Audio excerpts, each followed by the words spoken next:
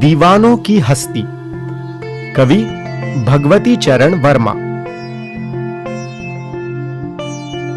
कवि भगवती चरण वर्मा जी ने दीवानों की हस्ती कविता में दीवाने यानी मस्त मौला, बेफिक्र तथा जो हर हाल में मस्त रहते हैं उन व्यक्तियों का स्वभाव दर्शाया है।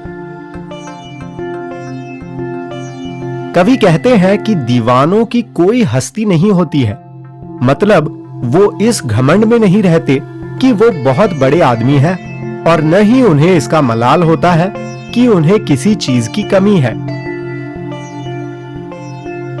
कवि खुद भी एक दीवाने हैं और बस अपनी मस्ती में मस्त रहते हैं। उनके साथ हमेशा मस्ती का आलम होता है और इसके आगे गम टिक नहीं पाता है। वे जहां भी जाते हैं गम को धूल में उड़ा देते हैं। कवि कहते हैं कि मस्त मौला लोग जहां भी जाते हैं वहां का माहौल खुशियों से भर जाता है। लोग उनके साथ इतना घुल मिल जाते हैं कि उनके जाने पर लोग अफसोस करते रह जाते हैं, और लोग दुखी होकर कहते हैं कि उन्हें मालूम ही नहीं हुआ दीवाने या कवि कब आए और कब चले गए। आगे कवि कहते हैं कि मुझसे मत पूछो मैं कहां किस ओर जा रहा हूं, क्योंकि मेरी कोई निश्चित मंजिल नहीं है। मैं चलता हूं क्योंकि यह मेरा स्वभाव है।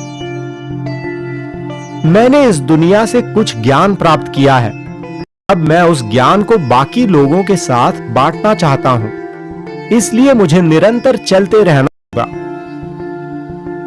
इन पंक्तियों में कवि कह रहे हैं कि वो जहां भी जाते हैं लोगों से खूब घुलते मिलते हैं, उनके सुख दुख बांटते हैं।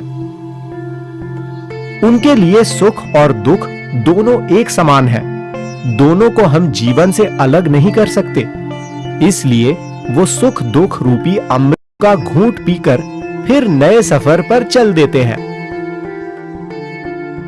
कवि कहता है कि यह दुनिया ऐसे लोगों से भरी पड़ी है जो बहुत स्वार्थी हैं।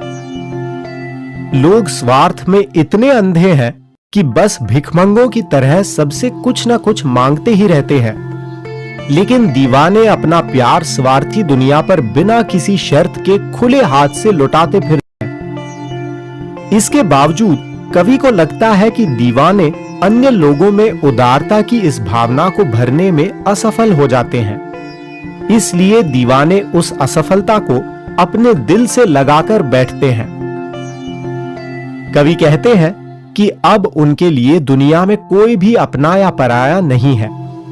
जो लोग एक मंजिल पाकर वहीं ठहर जाना चाहते हैं उनके लिए कवि सुखी और आबाद रहने की दुआ करते हैं।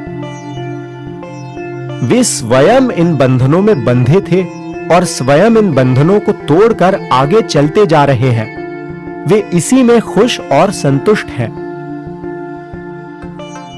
कवि ने इस कविता के माध्यम से ऐसे दीवाने और बेफिक्र या उनके जैसे व्यक्तियों के बारे में बताना चाहा है जो जहां भी जाते हैं वहां सिर्फ खुशियां ही फैलाते हैं।